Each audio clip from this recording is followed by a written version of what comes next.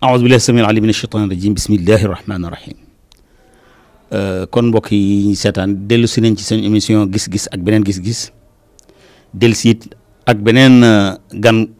ci nañ ko daan defee rek émission bu ne ñu indil leen kenn koo xam ne dañuy yaakaar ni war na leen mën a indil lu bees tey nag émission tey bi ñuy waxtaanee tolluwaayu réew mi mooy Sénégal ñi xam nañ ñu ngi ci campagne électorale ñu bëgg a def loo xam ne genre taqyim lay doon taqyim mooy évaluer li xewagun ak wax suñ xalaat ci campagne bi ni mu demee en général candidats yi amuñ ci xalaat ndax Sénégal leen tànn ci parrainage bu wóor mu jàll ci conseil constitutionnel jàllale leen kon mën nañ ni loolu baax na waaye campagne bi moo ak li ci xew mën nañ ci am xalaat wax ko Sénégalais yi dégg ko ba xam xëy na ñoo am dëgg xëy na tamit duñu am dëgg waaye daan ko wax ki ñu invité nag am na yaakaar ci moom mooy Oustaz Fadel Gueye Oustaz Fadel Gueye Sénégal koo ne al majalatu saxwa ñëpp xam nañ ko moom moo ko journalam la moo ko créé depuis année 90 wala 80 yi ba tey mi ngi fi ba tey di dund ànd ak jafe-jafe Sénégal presse arabe ci Sénégal li mu jafee mais moom ba léegi mi ngi fi di dem nekk journal bu libre bu moom boppam waaye tamit bu bàyyi nit ñi seen liberté boo fay bind du la conditionné dara yaay bind sa li la neex ngay bind fekk bindoo ay saaga bindoo lu bon rek mën nga bind ci journalam te boo ko dalee ci kawam sax du tee beneen yoo bindee mu jàllale ko loolu nag moo tax ñu tànn woo ko tey ñu waxtaan ak moom ci émission ci côté boobu campagne bi fi mu toll li ñuy commencé ak moom rek mooy bàyyi ko mu nuyoo téléspectateurs yi ba pare ñu doog a duggoo moom ci question. bismillahi rahmaani rahim wasalaatu wasalaamu ala habibil haq sayidina muhammadin wa ala alihi wa ashaabihi wa xulafaihi arachidin jërëjëf Oustaz Ahmed kontaan naa trop vraiment ci wuy si sa woote bi kontaan lool ci dalal gi nga xamante ni dalal ngeen ma ko tey ci seen plateau bu ràññeeku bi ci émission gis-gis ak beneen gis-gis kontaan lool wax dëgg yàlla ci ñëw partager ak yow li nga xamante ni moo itteel réew mi itteel Sénégalais yi fan yi ñu dund Cheikh Ahmed. jërëjëf waaw Oustaz li may commencé yow rek mooy campagne bi ni mu commencé ndax naw nga ko yow yéem na la ni mu demee ba mu commencé ba tey candidat yi fi ñu leen doon xaar fa lañ ñëw wala ñëw nañ feneen fu yaakaarul woon. jërëjëf man yaakaar naa ni campagne bi muy avant ñuy wax sax campagne bi mu jigee see rek wax dëgg yàlla réew mi yëpp jàq nañu man mii vraiment bokk naa ci ñi doon yuuxu di wax ni ñi nga xamante ni ñoo ŋànk diine ji ci Sénégal moo xam muy chef religieux yi ne ci tarixa yi wala mouvement islamique yi wala même société civile ñi nga xamante ni ñoom faruñu fenn war nañoo yëkkati seen kàddu war nañoo wax alerter war nañoo sensibiliser aussi nit ñi pour ñu dugg ci campagne bi ci jàmm ak discipline génn si jàmm ak discipline publier naa ko partout am na benn séminaire bu mag benn forum bu mag bu ñu organisé woon fële ci institut islamique keroog maa ko modéré woon ay professeurs université yu mag a mag nekkoon fa ay sociologue ay professeurs yoo xamante ni vraiment kenn ku ci nekk thème ba nga tànn yaakaar naa ni bu yaatu woon vraiment dina ñuy bëri mën nañ cee jëriñu parce que ñoom ñëpp daanaka lii xew fan yi bërki démb daanaka ñoom dafa mel ni gisoon nañ ko ba taxoon ñu alerté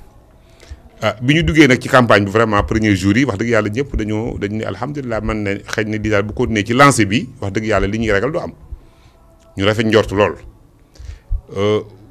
ba lii xew Tambacounda barki dem bu xew waaw man nag damay wax toujours ne ñun ñi nga xamante ni ñooñ diine souvent dañ dul def suñu participation ni mu waree du ñu bokk comme ni nga xamante ni noonu lañ war a bokkee ñun daal dañ ñoo teg fële rek jàngaluñu ay kaamil pour ñaan jàmm am mais dama yaakaar ni réew mi moo ëpp doole ku mu mën a doon Sénégal ñëpp ko bokk te Sénégal réew la moo xamante ni réew mu mag la réew mu ndaw la géographiquement bu ñuy xool ci suuf seeg nit ñi waaye nag réew mu mag la ci histoire am ba tax na képp koo xamante ni wax dëgg yàlla chef religieux nga wala boog ñu lay askanale ci diine waroo yem rek ci jàng kenn du di ñaan baaxul du aw silaaxul mu ñu dëgg la waaye nag man dama bëggoon yu mel nii bu amee sëriñ si comme ñoom la nit ñi gëm daanaka réew moom moo xam politicien moo xam ni ñu tuddee citoyen lambda ñëpp sëriñ si lañu yaakaar ñi nga xamante ni dem nañ ba sax nga gëmuñu tariixa ñoom ñu ngi ci ay mouvement islamique kenn ku ci nekk am mbooloo moo topp ci sa ginnaaw kenn ku ci nekk war ngaa jël wax ak politiciens yi bu laajee nga jóg soo dàll toog waxtaan ak parti bi wax ak opposition wax ak pouvoir fexe ba yëf yi ñu teg ko ci yoon bu ñu ci lëkkaloo ak ñi nga xamante ni ñoo yore société civile je crois bien que yu bëree bëri yoo xamante ni mi ngi xew nii wax dëgg yàlla du am. ni ma gisee campagne bi nag sur le plan politique bu fekkente ni di nga jublu mooy discours man gis naa ni dégguma pratiquement ku am programme boo xamante ni vraiment man convaincre na ma gisaguma ko xañ na du ñàkk benn candidat boo xamante ni li am na lu mu proposé loo xamante ni vraiment intéressé na Sénégal yëpp wax dëgg yàlla xëj na mu muy Sonko puisque moom fa mu laal moom daanaka mooy laalukaay bi mooy li mu woote mooy changer système bi parce que gis nañ ni xëy na peut-être depuis 1960 système bi fi nekk moo nekk rek di continuer ñiy falu même groupe bi la rek même école la ñu génnee su koy demee kay ñëwaat ñu roofaat àndaat nangam mun jot na nag désormais pour ñu vraiment jéem a changer système bi fexee gëm suñu réew bëgg suñu réew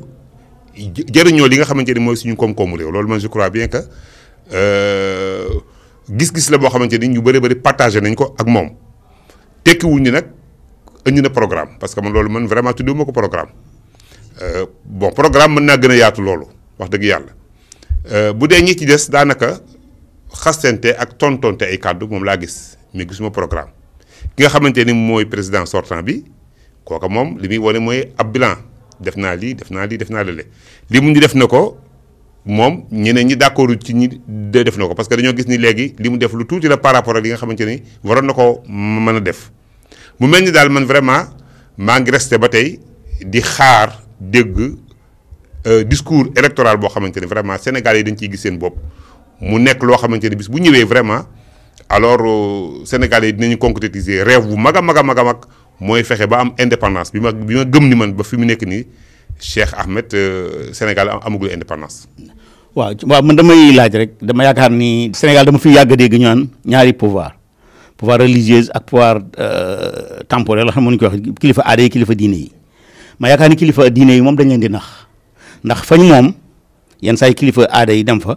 def fa loo xam ne du yoon comme li ma doon dégg barki démb bi ñu ubbi jumaay Géejawaay bi dem fa di fa tëgg ay sabar yu ngeen xamul. pale ba sëriñ bu fa dem def fa lu wuteeg loi réew mi ñu tëj la kaso kon ñenn ñi rek ñooy kilifa fu leen neex dem waaye ñi ci des dañ leen ko tudde rek kon ñoom ñu am kàddu ci campagne bi dama yaakaar ni lu normal ñàkk ci am lu normal waaye li may seetluwul te xaw ma ndax seetlu nga ko déet mooy benn candidat ci candidat yi sóoraalewul arabophone yi nekk Sénégal te arabophone yi Sénégal tooñ nañ leen tooñ bu metti bu yàgg boo xam ne tooñ boobu dañagul xëy na ki ni système bi lay changé loolu dana mën na ci duggaale waaye waxu ko mu leer ñàkk wax mu leer moom yaakaar naa ne war nañ ci duut baaraam am na candidat bu jegee kër diine yi mën nañ ko tudd sax mooy candidat pur wax na ni même bu toogee dana changé njàng mi dana dugal sax anglais ba ci primaire yi mais moom waxul ci arab njàngum luxal arab yi ak moom li muy jege kër diine loolu dama yaakaar ni kon ñàkk xeeb langue arab yi la luxal arab yi la wala complexe ñeme ko ñàkk ko ñeme wax loolu la ci niru loolu laa xamul. dama yaakaar ni loolu Cheikh Ahmed di koy waral mooy ñàkk a xam langue arabe xam nga dafa am loo xamante ni colonialistes yi ñoo ko def ci bopp Sénégalais yi yëpp rawatina ñi nga xamante ni ñoo génne école occidentale képp koo xamante ni école occidentale nga génne muy école française bii ñoo la formé li wóor mooy bàyyi nañ ci yow ay jeexit yoo xamante ni pour mu dañ day xaw a jafe même boo wootee ni kër diine nga bokk même boo wootee ni daayira nga représenté même boo wootee ni alors yow jigéen nga kër mouvement islamique wala jigéen nga place sàngam école française bi école bi benn la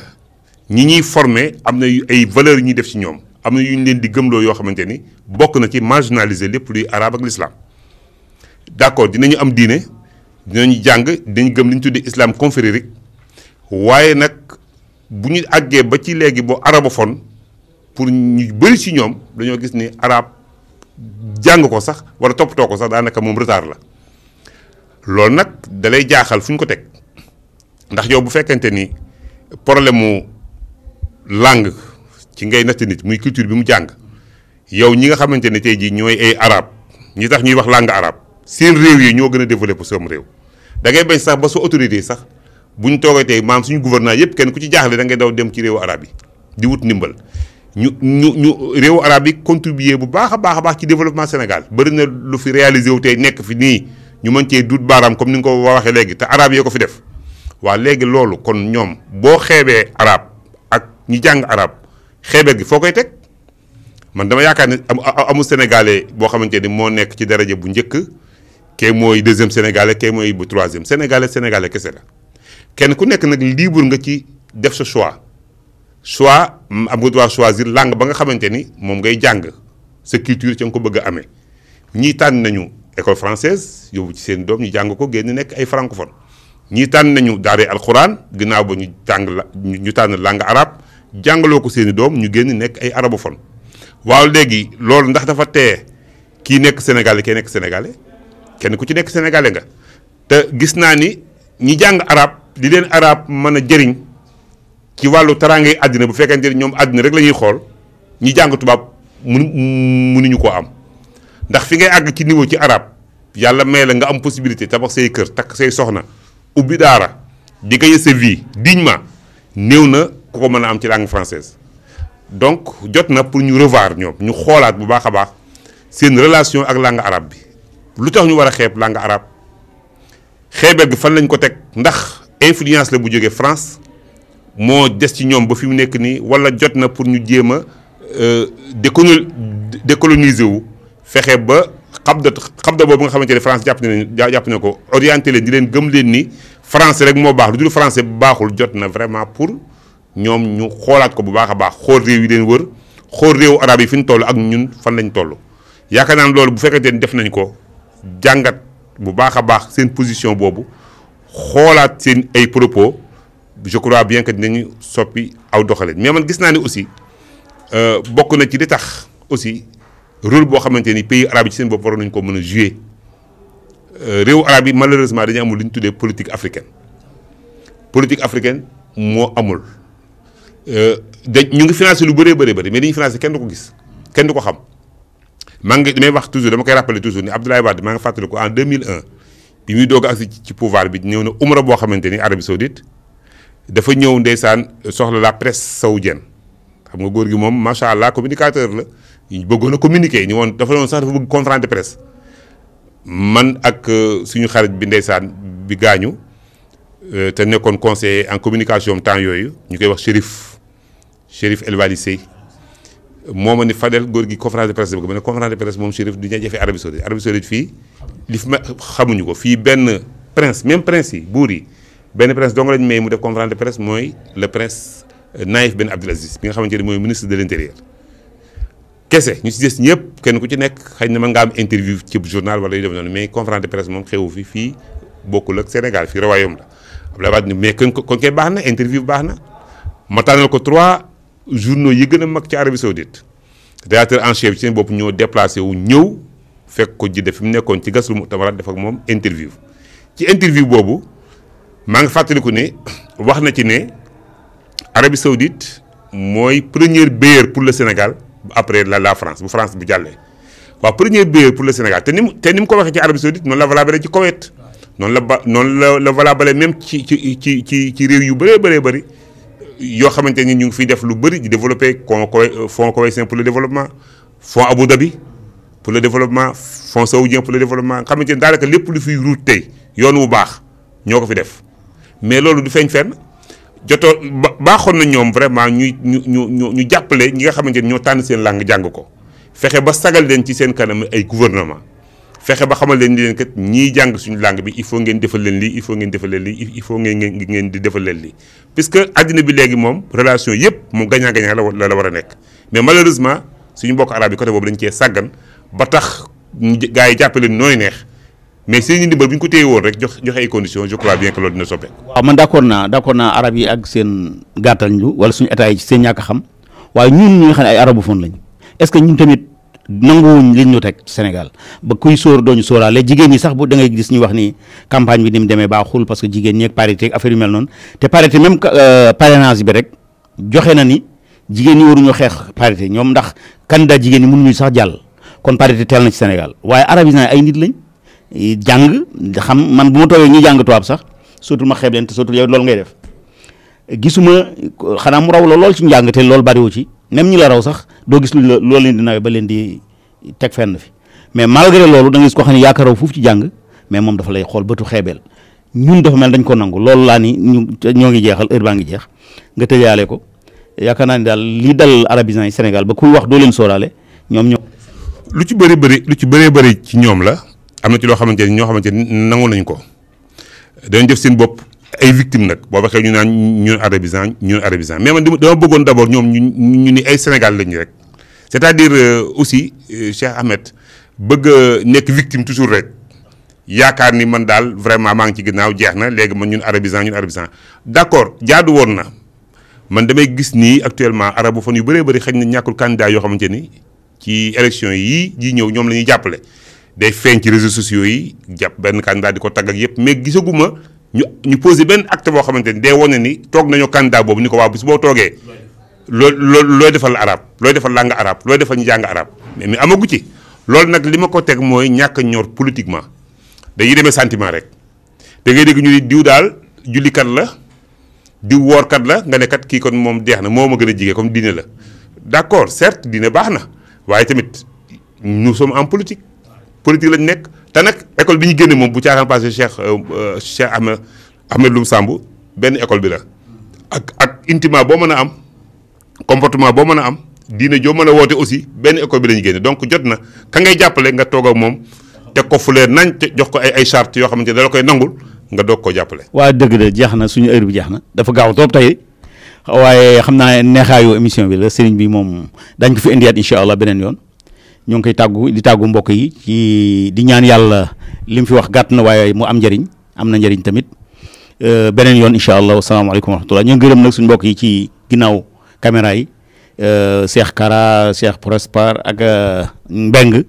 ak Fall ñoom ñëpp ñoo ngi leen di gërëm di tàggoo gi mbokk yi wasalaamaaleykum wa rahmatulah taala wa barakaatu.